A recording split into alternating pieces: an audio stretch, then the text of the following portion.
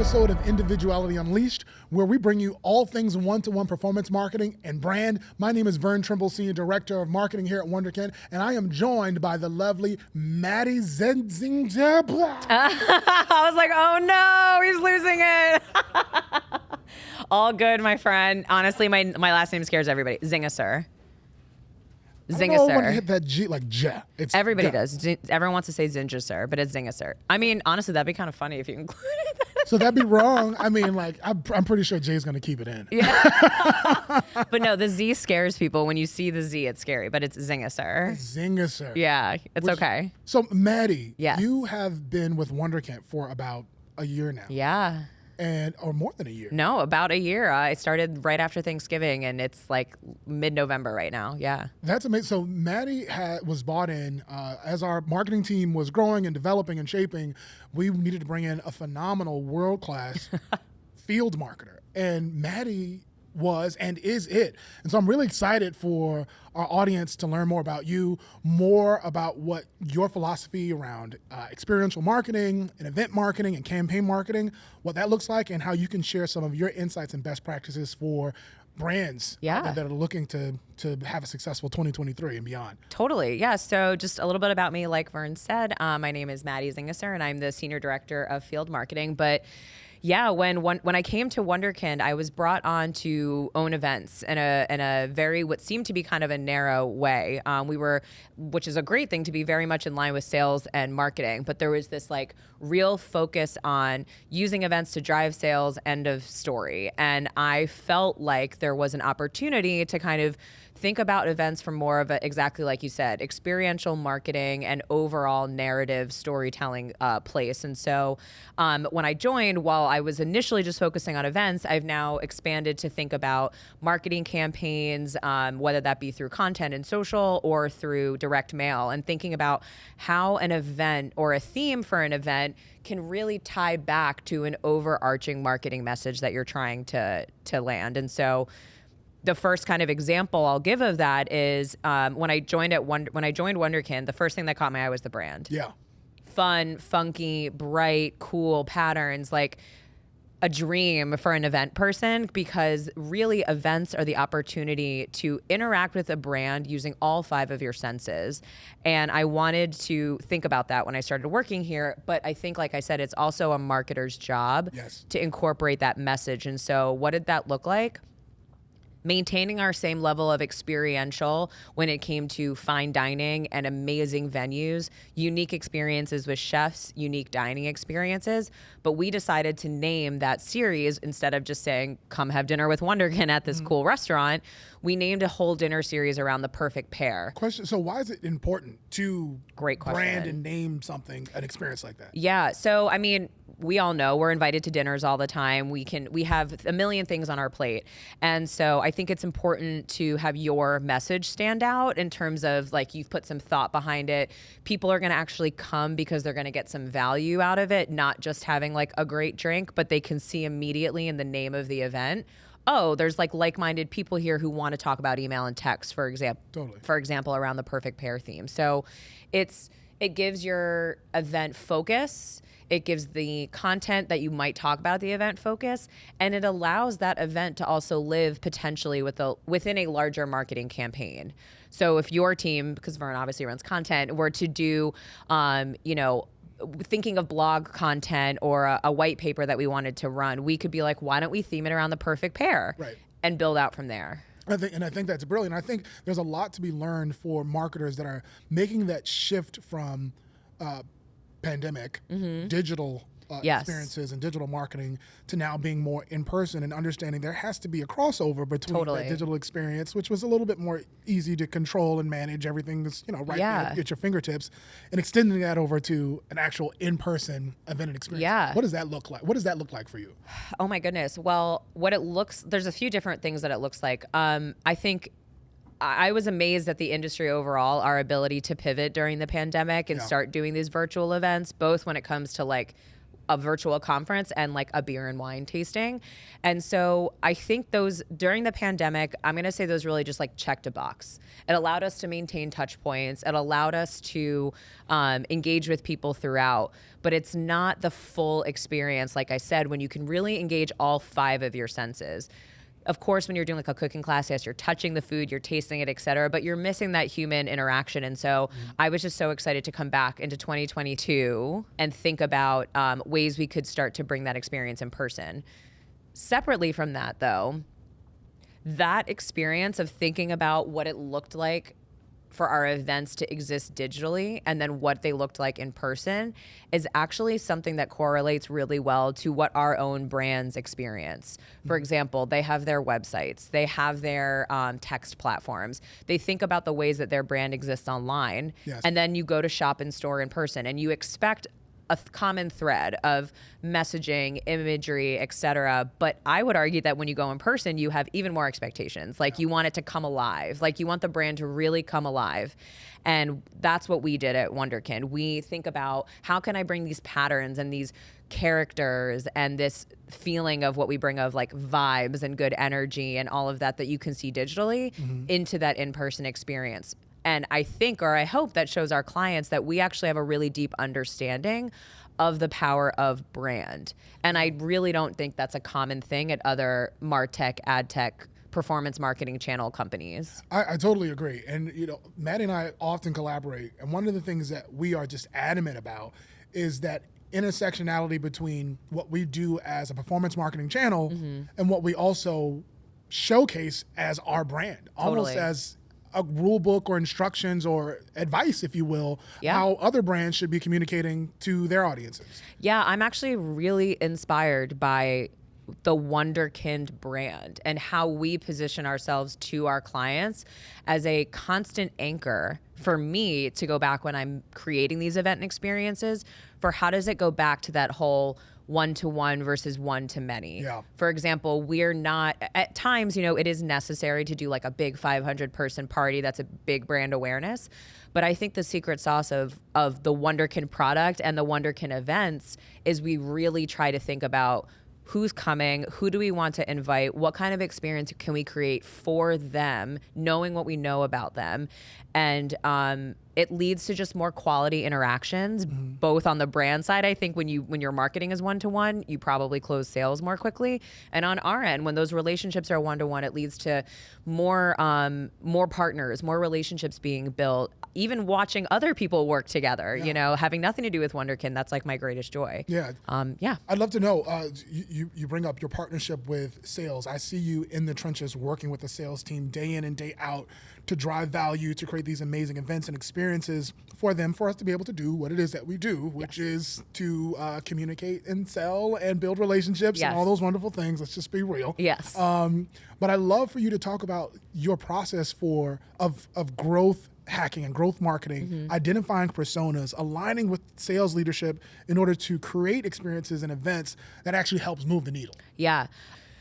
I find that the best events come, honestly, when we're able to provide value to the client to meet a need that they have, whether that be information that they want to get or people they want to get in front of.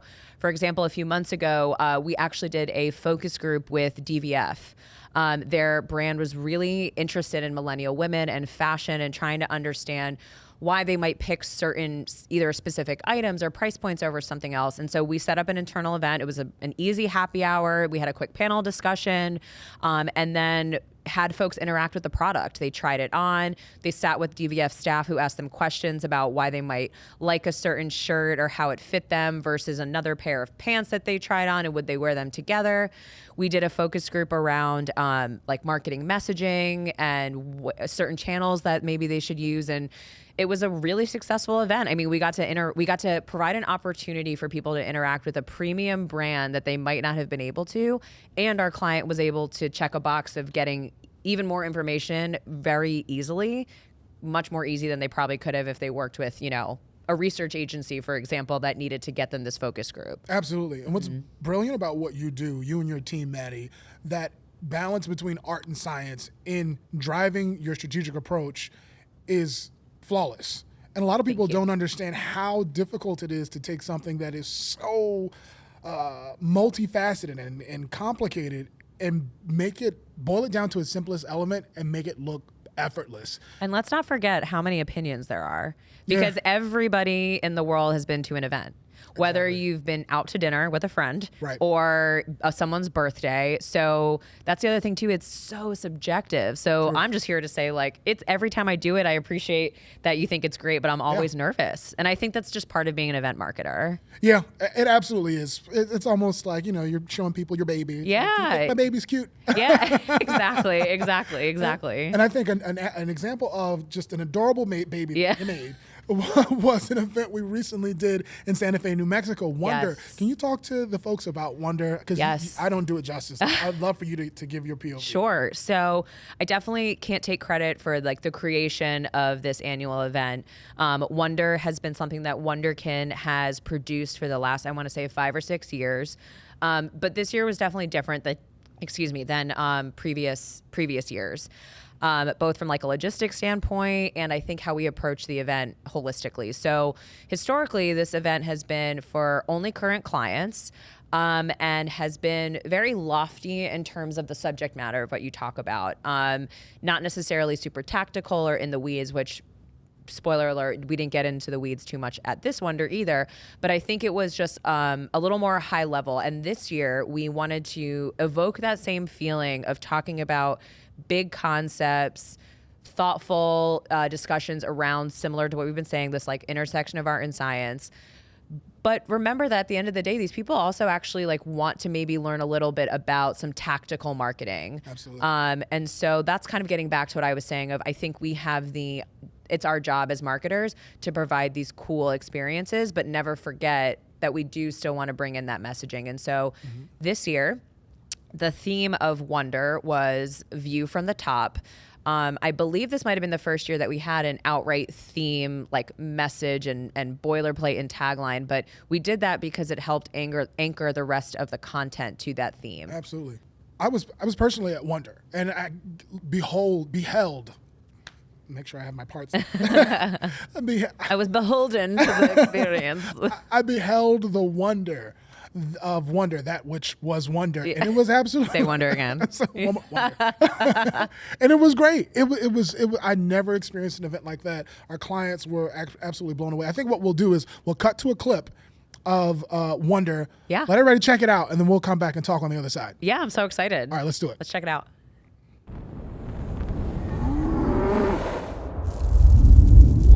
2, 3.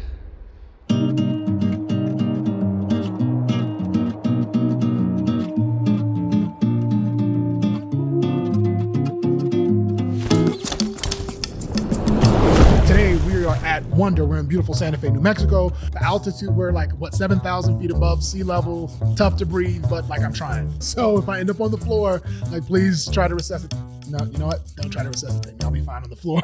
I'll try my best. I have no idea how we top this. We are literally at the top of a mountain right now, between the tequila donkey, fly fishing, and the horseback riding. I mean, Mexico?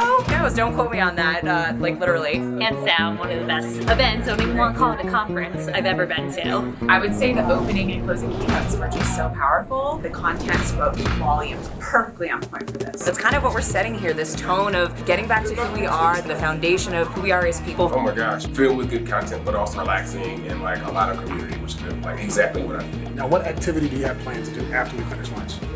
Horseback riding, my friend. I love that. Y'all make some noise. You guys had a good day? You guys seen that Paul Rudd? When he's like, look at us, look at us, Look at us. look at us. Look at this. Go back to being critical thinkers, spending more time with family, being creative. Making spreadsheets all day is not supposed to be what our life is about. Go back to being a problem solver. Go back to being a critical thinker. Go back to being creative, to being artistic, to the people interaction.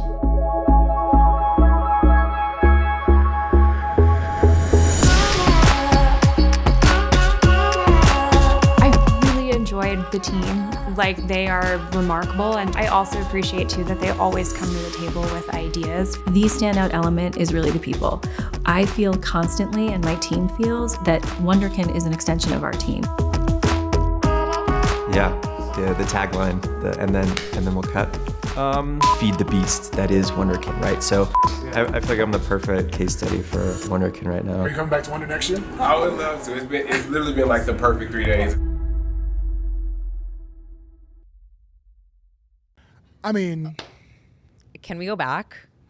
dude. It was amazing. It was Absolutely incredible. I mean, I will say we got unlucky in the sense that somehow the like one day ever that it rained in the desert, it rained one day.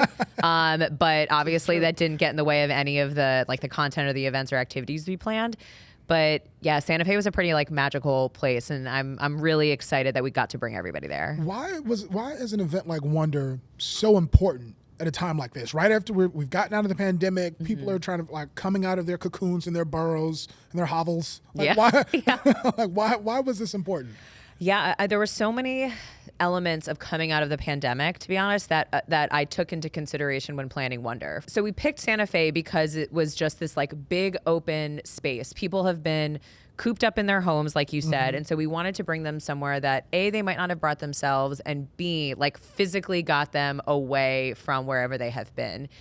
And the importance of doing an event like this post-pandemic is getting back to that intangible thing that happens when you're at an event of that community that gets created. Yes. We had a full buyout of the Auberge property, which meant the minute that people stepped on the property, they knew anyone they saw walking around was there for Wonder, which we've heard time and time again, and which is why we did it. It immediately evoked that sense of community, of that sense of, oh, are you walking to lunch? Let's walk. Where do you work? You could just strike up conversation and create that sense of community. And I think, like I said, that buyout really started that tone.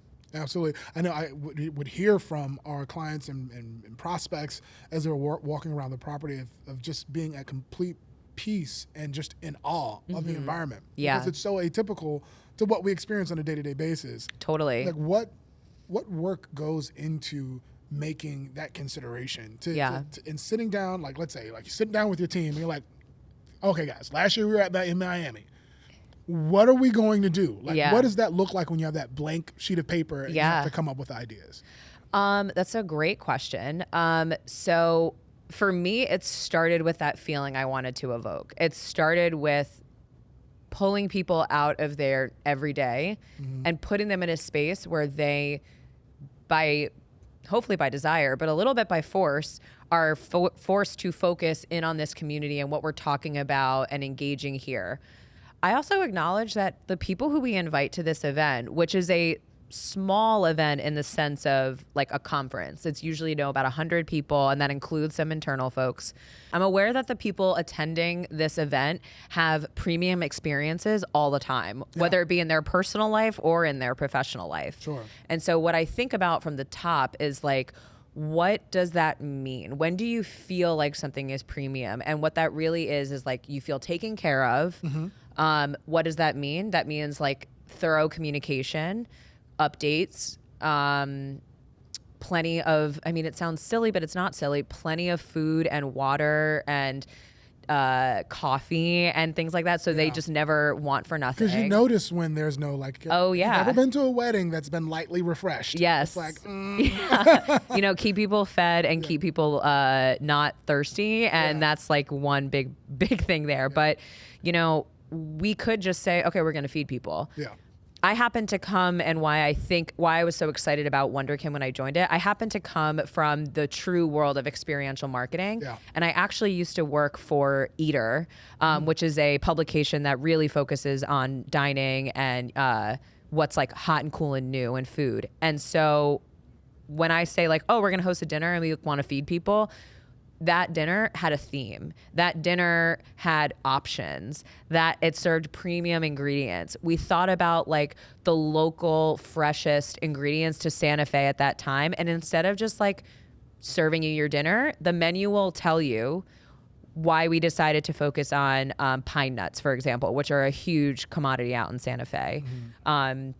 We go through the extra step of doing wine pairings. And so it's showing our clients that we know them, we see who they are, we know what their level of expectation is, and we want to meet that, if not exceed it. Yeah. And that, I think, happens when basic needs are met, and then you go that one extra mile. I think that's brilliant. It's like being meticulous because you can. Because if you haven't done that necessary pre-planning to meet all of the basic needs of a person that you have invited to attend your event, there is no kind of, I guess for lack of a better word, like self-actualization as a part of that experience. It's like, and we really think about everything. So for example, it was a choice to book in Santa Fe, New Mexico, where by definition, most people drove about an hour from the airport. But that was we took that as an opportunity. Yeah. We didn't take that as a challenge. So what did we do? We put notes in everyone's cars, welcoming to them to the experience. We gave everybody water. We gave everybody snacks. We put a little swag bag in there and said, like, enjoy the ride through the desert. We'll see you in an hour. No complaints. That's nuts though, right? Yeah. Like, can you imagine, like, I mean, I can't imagine pitching an event and saying, like, well, in order to get to the event, we're going to have to drive an hour and 30 minutes through no man's land. Yeah. And everybody did it. And I think it's because pre-event, we start that premium experience. Like I said at the top of this, I now don't just oversee events, but what we really thought about with Wonder was that full experience. So what did our dedicated email process look like? What was the branding, the look and the feel? We sent out direct mailers to people who, once they RSVP'd, got them excited about coming. We sent direct mailers to people who we invited who didn't RSVP yet to hopefully entice them to RSVP. Sure. We just really use this event as like an anchor to start kind of a drip campaign to get in touch with our priority accounts that we wanted to invite. And like I'd said, this was the first year that we invited prospects. So think about that, where this prospect knows nobody in theory, and they're blindly deciding to just go to this conference with no one. Like, that is a hard sell. And by the way, only you. Like, we didn't give, companies 5 passes each, bring your whole team. So I was really amazed, excited, like honored that these folks did come to the event, again, by themselves, knowing nobody. It's a hard sell. But, maybe those direct mailers and those personal touches and the premium essence of what we were clearly producing pushed that over the edge, which led to some actual deals being signed because of Wonder, which, for events is amazing. To see that direct correlation is like, I can't even, there's no words for how happy it makes me. It's literal performance marketing in IRL. So there are so many amazing elements to Wonder, including the content. Like, I was blown away by the caliber of content. I was blown away by the response of the audience at the content that was being presented. Can you talk to us about how do you even go about gathering and creating the content that you did for Wonder? Yeah, I mean, I have to admit, I'm usually uncomfortable tooting my own horn, but not only did we produce this like insanely premium experience when it came to like food and drinks and the property, let's not forget that we were there for a day and a half and we were actually doing real content. And so through various partnerships that I brokered, which some of them actually ended up leading to deals for Wunderkind, I spent the first few months of me at Wunderkind meeting people, talking to people. Who do you know? Who's interesting? Seeing what kinds of topics were being covered at industry events, and then getting down to the nitty gritty of like, okay, but what do people really want to talk about? Because absolutely nobody wants to listen to companies like ours get up and just like puff out our chest for a full day of content. Right. So we took the angle of kind of what I alluded to earlier. What are some like lofty, interesting, high level topics we could talk about? For example, what we talked about was the metaverse. We talked about AI a lot. We had Joe DeSana, the founder of Spartan Race, come and do a presentation all about like grit. So these were highly lofty conceptual concepts. We had Omar Johnson from Apple and Beats come and talk about the power of brand and brand marketing. So there was a lot of different really cool conversations that came up. And I have to say, the one that I'm probably the most proud of is the session we did with the Washington Commanders. quick plug for returning to office, is this session really wouldn't have happened if I didn't strike up conversation with another Wunderkinder in our kitchen. I was telling him that going into Wunder, I was like, I would love to do a session around a rebrand. What does it look like when you have to maintain brand loyalty, when you have messaging that in some ways works and doesn't, you have to change imagery, like where does one even start? And luckily, there were a lot of brands like Pearl Milling Co. and the Washington Commanders who were on like the right side of history of trying to think about, we have this historical brand that we want to maintain, but there's some issues. And so what do we do?